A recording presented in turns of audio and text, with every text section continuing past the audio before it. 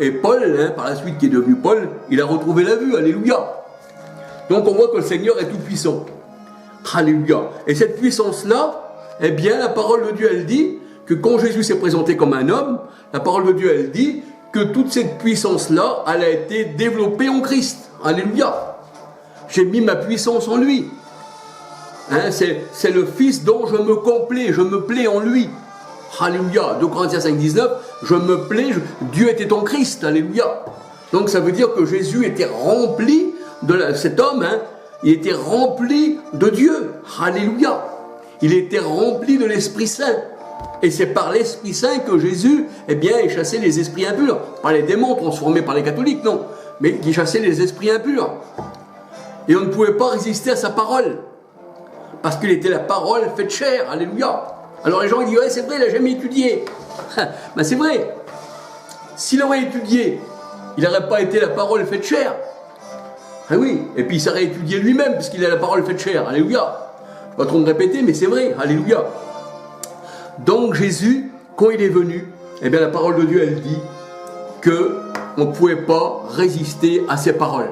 Et quand il reprenait les pharisiens, quand il disait, faut-il payer l'impôt à César, le Seigneur tout de suite, oui, qu'on me présente, un denier. Et de qui est cette tête? De César. Alors, il faut donner à César, rendez à César ce qui est à César et à Dieu ce qui est à Dieu. Mais ça, c'est les paroles de Dieu. Et quand la femme prostituée en adultère, on voulait lapider, là, on demande à Jésus, cette femme, selon la loi de Moïse, elle doit mourir. Et toi, que dis-tu? Ça, c'était pour que le Seigneur, on puisse le mettre à l'épreuve. Mais le Seigneur, il est Dieu, alléluia. Il dit aux pharisiens que le premier de vous qui n'a pas péché, lui jette le premier la pierre. Imaginez qu'il y a quelqu'un qui prenne une pierre qui la jette sur la femme. Devant tout le monde, il aurait dit qu'il était sans péché, alors que la parole de Dieu, même dans l'Ancien Testament, partout, nous dit que tous les hommes ont péché. Et vous? Alors là, ils ont été pris dans leur propre parole. Par la parole elle-même, alléluia. Parce que la parole de Dieu, elle dit, ma parole ne revient pas à moi sans effet. C'est pour ça que la parole de Dieu, là, quand vous l'écoutez, elle ne revient pas au Seigneur sans effet. Parce que soit que vous l'écoutez, vous la mettez en pratique, et ça c'est pour une bénédiction, mais si vous la rejetez, elle devient une malédiction pour vous, voyez-vous. Donc c'est pour ça. Et la parole, la parole de Dieu nous dit que quand Jésus est venu, il était la parole faite chair. Oui, il était la parole faite chair, alléluia. Et on ne pouvait pas résister, c'est-à-dire tous ceux qui l'écoutaient à l'époque ne pouvaient pas résister à ses paroles. Mais qui est-il? D'où vient-il? Qui es-tu? Qui es-tu? Alléluia.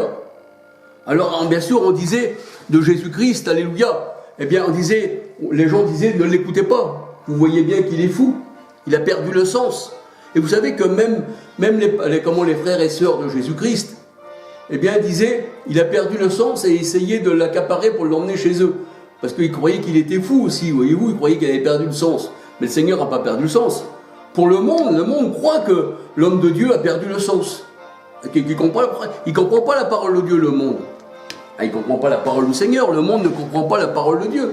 Donc même peut-être là ce soir, en vous parlant, peut-être que vous allez dire de moi, vous voyez bien que cet homme-là est fou, il a perdu le sens. Ah oui? Mais j'ai perdu le sens du monde, ça je l'ai perdu. Mais le sens de l'Esprit Saint, je ne peux pas le perdre. Il est avec moi pour l'éternité, alléluia. Comment perdre le sens de l'Esprit Saint? On ne peut pas. C'est pas moi qui le tiens, l'Esprit Saint, c'est l'Esprit Saint qui me tient. C'est pour ça que le Seigneur Jésus disait ça dans sa parole. Ce n'est pas vous qui m'avez choisi, dit le Seigneur, mais c'est moi qui vous ai choisi. Mais je vous ai choisi avant que le monde soit. Alléluia. Et le Seigneur a dit, nul ne vous ravira de ma main. Si tu es au Seigneur, personne ne peut t'enlever de la main du Seigneur. Nul ne vous ravira de ma main. Et il essaiera de vous séduire s'il était possible. Mais on ne peut pas être élu. On ne peut pas être séduit, puisqu'on est élu. Voyez-vous? Alors c'est pour ça que le Seigneur dit, nul ne vous ravira de ma main.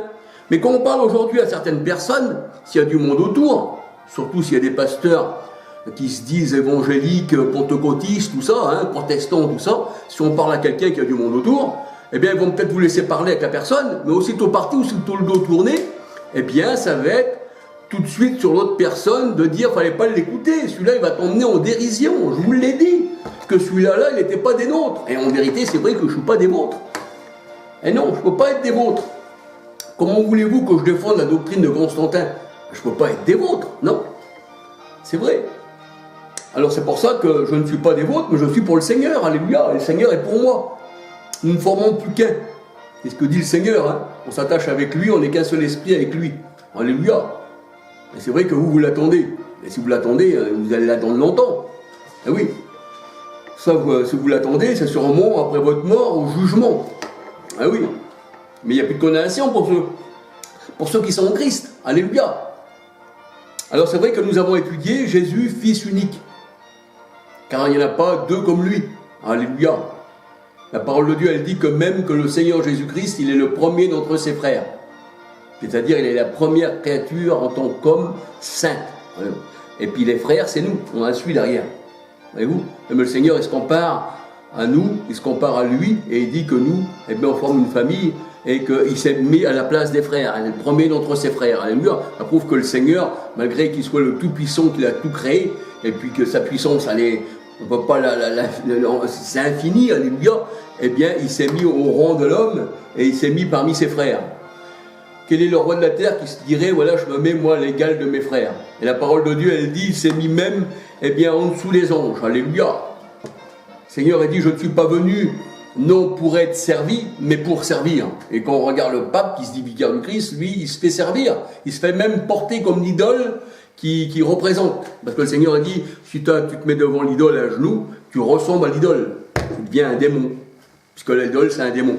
Et où tu deviens sans esprit, parce que tu n'es tu as été façonné de la terre, tu as reçu un souffle, mais tu es le premier Adam, une âme vivante. Tandis que le deuxième Adam, c'est un esprit vivifiant. Alléluia, Jésus-Christ. Amen. Alors nous voyons que le Seigneur, dans sa nature, dans sa divinité, eh bien, il était parfait en tout. Alléluia. Parce qu'en tant qu'homme, il n'a jamais demandé pardon, le Seigneur. C'est écrit dans la parole de Dieu que le Seigneur Jésus-Christ a demandé pardon. Des hommes demandent pardon parce que les hommes, ils font le mal. Même si on s'efforce de ne pas le faire, on le fait. C'est ce que disait Paul. Le bien que je veux faire, ben non, c'est le mal qui s'attache à moi. Eh oui. Et des fois, c'est vrai qu'on ne fait pas ce qu'on veut. Parce qu'on est des créatures sujets à la faiblesse. Et quand le Seigneur Jésus-Christ est venu en tant que Fils unique, en tant qu'homme et à la fois Dieu, ben il a pas tombé en faiblesse. Ah non. Imaginez-vous que le Seigneur Jésus-Christ il tombe en faiblesse devant le monde, devant Satan. Ben, on ne serait pas sauvé. Parce que le Seigneur a dit, je suis venu, et je suis venu rassembler mes enfants en un seul corps. Et je les ai ôtés du monde, et j'ai écrasé la bête. J'ai écrasé Satan, l'homme animal. Et oui. 1 Pierre 5,8, pardon. Satan est comme un lion rugissant tournant autour de ceux qu'il veut dévorer. Et oui. Et vous, Satan, c'est un lion rugissant. Pourtant, Satan, c'est l'homme, mais il est comme un lion. Et dans Sophonie 3.3, la parole de Dieu nous dit, eh bien, que ce lion rugissant, là, eh bien, ce sont des loups, ce sont des prophètes. Sophonie 3.3. Et dans Ézéchiel 22.5, eh bien, il nous parle aussi des loups. Leurs prophètes, ce sont des lions rugissants, eh bien, ce sont des loups, des rapaces. Voyez-vous? Et il ne parle pas, là, de la parole de Dieu, comme si que ça serait quelqu'un qui rentrera en nous. Mais ce sont des faux prophètes. Voyez-vous? Et aujourd'hui, comme le Seigneur, je vous le redis encore, il a accompli toutes les prophéties, les psaumes et la loi, Luc 24, 44, eh bien aujourd'hui, si vous parlez en prophétie, comme vous dites, eh bien alors sur quelle prophétie, puisque tout est accompli, vous pouvez vous baser? On ne peut pas se baser sur des prophéties déjà accomplies. Vous auriez d'autres prophéties, vous auriez d'autres prophètes, mais le Seigneur a dit, je ne les ai pas envoyés ceux-là, et pourtant ils ont couru. Voyez-vous? Alors on court. On court, on veut rassembler, mais quoi que vous voulez rassembler? Puisque le Seigneur, il y a 2000 ans de ça, il a déjà rassemblé ses élus en un seul corps. Alléluia. Donc vous ne pouvez pas le rassembler, ce troupeau. Seul le Seigneur l'a rassemblé. Si vous pouvez rassembler encore les gens du monde aujourd'hui. Ah oui. Oui, en une seule chair. En un paquet de chair. Ah oui, ça c'est sûr, ça se rassemble. Comme on voit dans tout ce qui se trouve encore aujourd'hui dans les religions. Vous pouvez voir la pierre noire, hein, ça tourne autour, il y a des millions de personnes, alléluia, c'est vrai, des millions de personnes. Je passais à côté des églises catholiques le dimanche, ben, je voyais qu'on mettait des chaises même dehors, comme ça se fait chez les évangélistes, les pentecôtistes. Et vous, là, c'est la chair qui s'entasse, s'en foule, dit le Seigneur. Ah oui. Et vous savez qu'en foule, eh bien, en voyageur, vous savez ce que ça veut dire, la foule. Eh bien, c'est ça. Voyez-vous, le giton, il parle, il dit en foule. Mais pour nous, eh bien, nous savons ce que ça veut dire. Eh bien, le Seigneur, il dit, vous n'êtes pas en foule, vous êtes un petit troupeau. Eh oui, et quand 2 ou 3 s'assemblent en mon nom, je suis là au milieu de vous. Alléluia. Eh bien, ça veut dire quoi? Ça veut dire que le troupeau du Seigneur, eh bien, c'est un petit troupeau, alléluia. Et ça, c'est le Seigneur Jésus-Christ qui les a rassemblés, en tant que Fils unique, en tant que Dieu Emmanuel, Dieu avec nous, alléluia. Voyez-vous? Mais Dieu est grand, mais Dieu est puissant, alléluia. Et le monde, lui, eh bien, aussi, il est grand. Mais il n'est pas à l'égal du Seigneur. Et c'est toujours dit que le monde, il représente Goliath, le grand Goliath. Ah, il était costaud devant David, le grand Goliath. Ah, c'était le monde, ça. Lui, il venait au nom des idoles. Il venait au nom des démons. Oui, oui. Mais David, lui, il venait au nom du Dieu vivant. Alléluia. Et pourtant, David était petit. C'était le petit troupeau qui représente le troupeau du Seigneur. Hein? David était petit. Voyez-vous, le Seigneur, il choisit toujours ce qui est petit. Même la tribu de Juda, quand vous regardez dans la parole de Dieu, c'était la plus petite de toutes les tribus. Et la parole de Dieu, elle dit que Jésus, il est le lion de la tribu de Juda. La plus petite des tribus d'Israël. Ben oui, le Seigneur a choisi la petite porte, petit troupeau, beaucoup l'appelaient, mais peu d'élus. Maintenant, c'est vrai que dans vos rassemblements, dans tout ça, c'est des foules. On ne sait même plus où mettre la tête tellement qu'il y a du monde. Le monde est là en foule, il se passe les uns sur les autres. Et si, et ça, et ça. Mais ça n'est pas la gloire de Dieu, alléluia. Si encore c'était pour la parole de Dieu que le monde se jeterait comme ça les uns sur les autres, ben ça serait formidable. Ben oui. Là, ça serait formidable. On irait là, au moins, ils se pressent, ils sont zélés, ils ont dans le cœur quelque chose qui veut être changé, alléluia.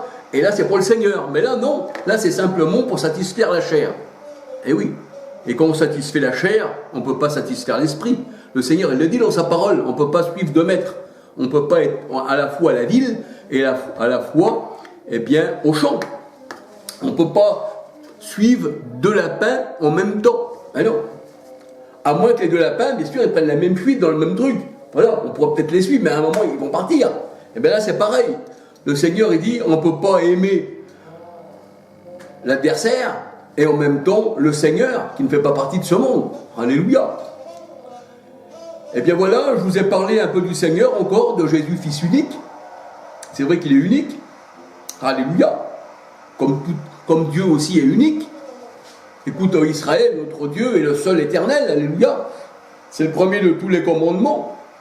Donc ça c'est vraiment mis au-dessus de tous les commandements, même dans l'Ancien Testament. Écoute, ô Éternel, notre Dieu écoute, ô Israël, notre Dieu est le seul éternel, alléluia. Donc voilà, j'ai encore parlé là pour le Seigneur. Je suis content, alléluia. Même si des fois mon langage il est un peu vif, mais je pense que, eh bien, vous saurez quand même apprécier, je pense pour ceux qui veulent connaître quand même les choses du Seigneur, alléluia, que mon langage ne vient pas de moi, mais qui vient du Seigneur Jésus-Christ, alléluia. Et bien que le Seigneur vous bénisse et qu'il vous garde, alléluia. Je reviendrai sur d'autres caméras pour vous parler d'un autre sujet, alléluia, c'est bien. Tout ce qui est sur mon cœur, je veux le mettre en caméra. Et puis ensuite, eh bien, c'est le Seigneur qui verra. Voilà. Et bien que le Seigneur vous garde, et que le Seigneur vous bénisse. Amen.